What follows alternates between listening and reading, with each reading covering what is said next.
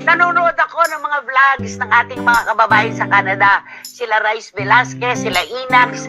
Nagbago na direct. Hinihigpitan na ang mga estudyante na magtrabaho ngayon sa Canada. Winter, Spring, Summer, or Fall. Tuloy ang buhay sa Canada.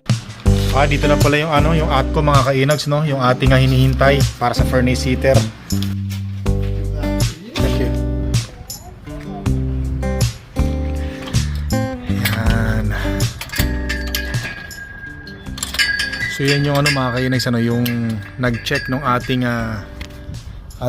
furnace heater. Taga atko kasi every year tumatawag ako sa atko. Pumupunta sila sa bahay para i-check yung furnace heater natin. Para pag winter, alam natin na yung furnace heater natin ay gumagana at umaandar. Yan, mahirap kasi yung kung kailan winter na, saka natin papaandarin yung ating furnace heater tapos may problema pala. Malaking problema talaga. Kaya bago mag-winter, nagpapaschedule talaga ako niya. Tumatawag ako, libre, walang bayad mga kainags. I-check nila yung furnace heater mo. Titingnan nila kung gumagana, titingnan nila kung anong problema. So awa naman ng Panginoon, yung furnace heater naman natin ay walang problema at good to go daw para sa darating na winter. So yun, every year yun. So doon sa mga may bagong bahay, mga bagong biling bahay, kahit na luma ang bahay nyo, pwede kayong tumawag sa ATCO. Tawagan nyo lang yung ATCO, tapos sabihin nyo magpapaschedule kayo ng cleaning para sa inyong furnace. Yan. Pero dapat pag tumawag kayo, mga 6 months before winter. Halimbawa, ako tumawag kasi ako May ako tumawag. Tapos nabigyan ako ng schedule kasi marami nagpapaschedule. Nabigyan ako ng schedule ngayon, August 27, 2024. Yan, kaya next year, tawag kayo maaga, mga May or mga ganyan. Dumating na yung yung in-order kong yung cellphone holder. Yan. Parang ganito siya mga kainags, ganito siya.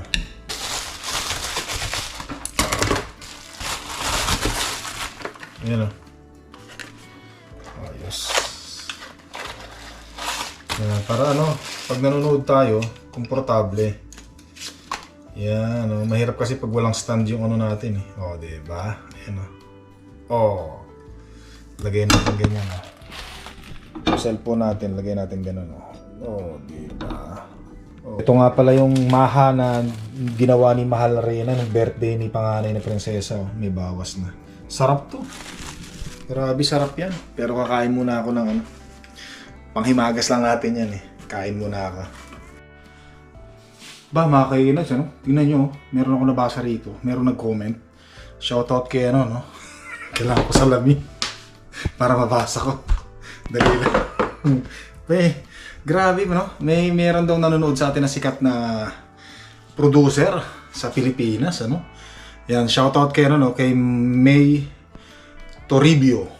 Hi po, silent viewer po, at narinig ko rin po kay Nay Christy Ferminit sa 1PH, pinapanood pala niya vlogs niyo. Nanonood ako ng mga vlogs ng ating mga kababayan sa Canada. Sila Rice Velasquez, sila Inax. Kasi may bagong movie ang Pinas ginagawa sa Canada, pinopromote nila. Akalain mo naman. By the way, baka nanonood si Nay Permin. Nay, baka pwede nyo naman akong kuning artista. Pwede naman ako, di ba? May asim pa naman ako Ang tagal ko nang pinangarap tong pagkakataon na to, baka ito na yun. Baka pwede nyo naman akong ipasok sa pelikulang ginagawa nyo rito sa Canada. Di ba? Kahit lang, yung tagawalis, yung bang dadaan lang doon sa artista, masaya na ako doon. Ma-extra lang. Pwede rin naman ako sa yung mga pwede naman, di ba? May forma naman, di ba? Pwede rin ako mag-dancer. Di ba? Di ba? Pwede rin ako Nay Christine, baka pwede mo kasali Magkaibigan naman kami ni Rice Alam ko naman close kay ni Rice Rice Velasquez Shoutout pa. Baka pwede mo naman ilakad kay Nay Christine Permin. Tagal ko nang pinapangarap na maging artista sa Pilipinas Baka ito na yun. Yung hinihintay kong matagal. Di ba? Ayos. Teka, baka nasawa ko, bunutan ako. Bihira. Nay Christy, salamat pinapanood mo pala vlog ko. So, thank you Ayun. Gentle ha, gentle lang. Huwag mo- May pasalubong pala kay Mahal na rin eh. Naka. Gentle, Aha.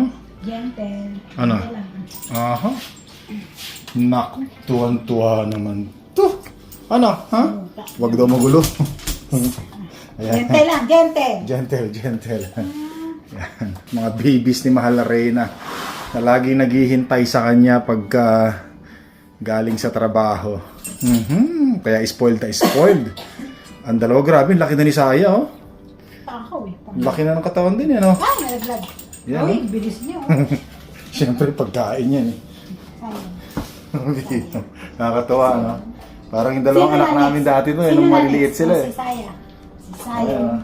Si Saya. Diba? Ano? Nakakatawa, eh, no? Ang mahal na mahal ni Mahal na Reyna yung mga aso natin, mga kainags, ano?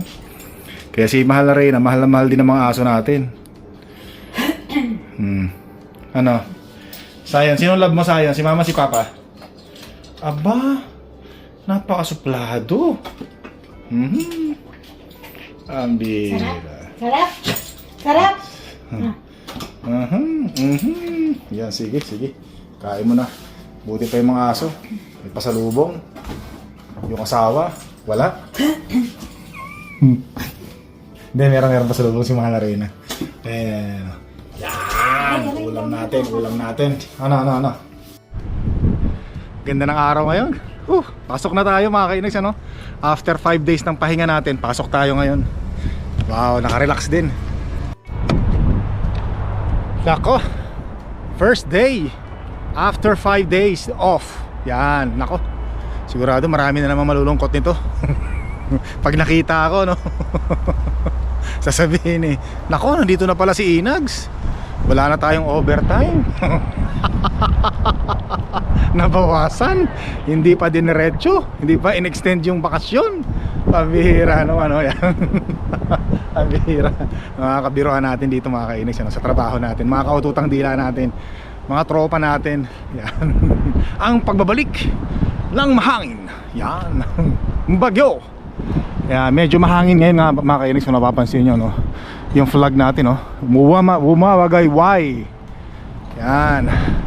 Tsaka ano, ang ganda ng araw. Grabe, ang ganda. Panalo. Uwian na tayo, mga kainags, ano? Nako, pagpasok ko kanina, yung mga kasama ko, talaga namang sinasabi. Kasi nagpost ako sa Facebook yung ginread tayo ni Nanay Christy Permin. Yan, sabi nila napanood ko yung pinost mo sa Facebook, aba, kilala ka na pala ni Christy Perminit, sabi ng gano'n, no? Yun, napanood nga nila, nagpost tayo sa Facebook Reels. Yan, kakatuwa naman.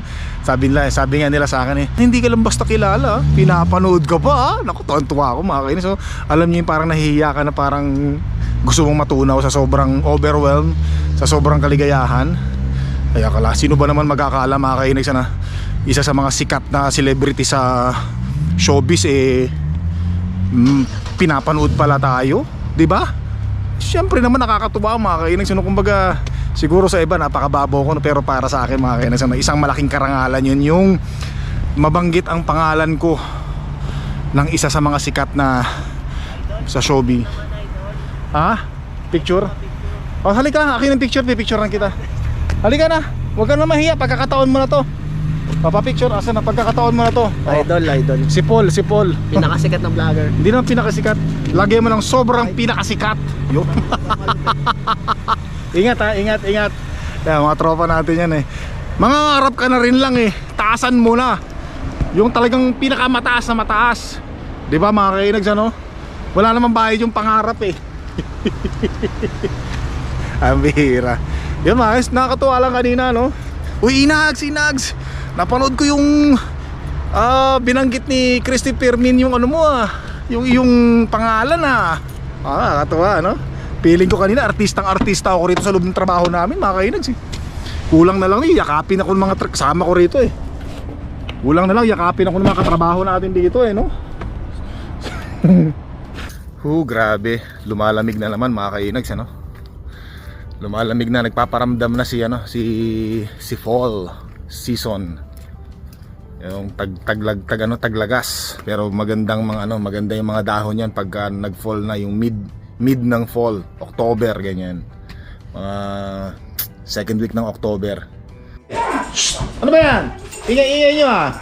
Alis kayo. Agaw eksena kayong dalawa talaga lagi ah. Halika nga, palabasin muna natin itong mga to. Halika, labas. Ang gulo. Kasi alam niyo naman, ito yung una nating naging aso mga kainags, ano? Yan, tapos dumating si Saya. Siyempre, attention, bunso si Saya. Halika na dito. Halika na. Ayan ah. Pero tuwang-tuwa naman to, siyempre, may kasama na. Ha? Halika na. Yan. Napagalitan ka ng mahal na Reyna. Ma, nabanggit ni Christy Fermin yung pangalan ko, ma. Ha? Narinig mo? Bah, magiging ano na ako niya. Pwede na ako maging artista niyan. Paulit-ulit, pambihira ka. Tumahimik ka, ganun talaga pag masaya, paulit-ulit, syempre. Hiro mo naman, babanggitin ba naman ang pangalan mo? Diba? Ng isa sa mga sikat sa show business. Diba mga kainis? Pinapractice ko na nga minsan yung ano ko yung aking pag-aartista eh. Mahali ka nga rito, samahan mo ako. Ikaw yung, halimbawa lang, ikaw yung aking kapartner. Ang tama na, tumahimik ka dyan. Tahimik eh, no? Supalpal eh. Sige na nga, kamot lang sa ulo. Mayaan mo natin magkapito si mahal na Reyna. Ikaw kasi ikaw may kasalanan eh. Bakit ba sa tuwing, lagi mong sinasabihang tama na? Ano? Bakit di mo nalalaman? Ako, ang padre di pamilya rito. Baka di mo alam. Ano gusto mong gawin ko sa'yo, ha? Baka di mo alam, ha? Baka ako ang masusunod dito dahil ako ang tatay, ako ang padre di pamilya rito. Lumabay ka na. Teka muna, baka marinig ng kapitbahay, sarado huwag muna yung bintana. Nagdadasal ako din, panayang mo, daldal ka ng daldal din. Pati ko. Alis na. Sayang. Ito na nga lang yung pagkakataon para mag-practice eh. Pinaalis mo pa? Tama na. Tara na kasi. Ikaw, hindi ako nagagalit. Joke lang yun. Stop mo na yan muna. Joke lang yun. Dito muna tayo sa labas mga kainags, ano? Yan. Natatawala ako kay mahal na Reyna, no? Sabi niya sa akin ikaw talaga hinayupa ka, hindi mo man lang ako pinaporma, hindi pa ako nakakahilamos ng mukha ko, hindi pa ako nakakamumog, hindi pa ako nakakahigop ng mainit na kape, bigla kang bibirada diyan. Umalis ka nga sa harapan ko, sa bunutan kita diyan, no? Pambihira talaga si mahal na Reyna, no? Binanatan ko agad ng arangkada mga kainags, ano?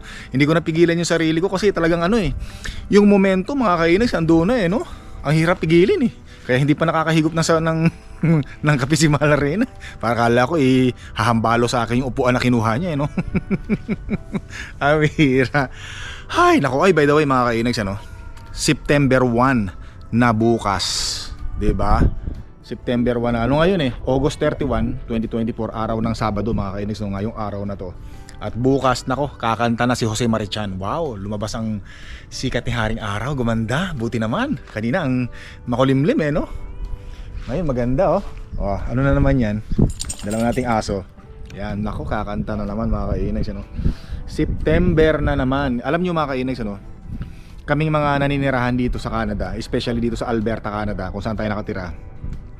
Pag pumatak na ang September, malungkot na kami niyan. Hindi naman lahat pero isa na ako dun sa mga malulungkot. Karamihan malungkot na kasi alam natin kung anong mangyayari. Pagka September, October, November, babagsak na ang snow. Nako, alam niyo naman ang buhay natin dito sa Canada, sa Alberta, Canada, mga kainags, napakahirap ng buhay natin dito kapag mayroong snow, pag winter. Hindi katulad pag summer, pagkagising natin sa umaga, coffee, labas, walang suot ang ulo natin, walang tuk. Nakachinelas lang tayo habang naglalakad sa garden natin, dito sa backyard. 'Di ba? Hindi katulad pag winter, pagkagising mo sa umaga, punong-puno ng snow ang harapan at likuran ng bahay mo, magso-shovel ka, masakit sa balakang, masakit sa balikat. Nako. Tapos yung sasakyan mo, kailangan kaskasin mo yung mga snow sa windshield. Nako, daming cheche bureche, kailangan mo maglaan ng maraming oras. Papasukin mo yan.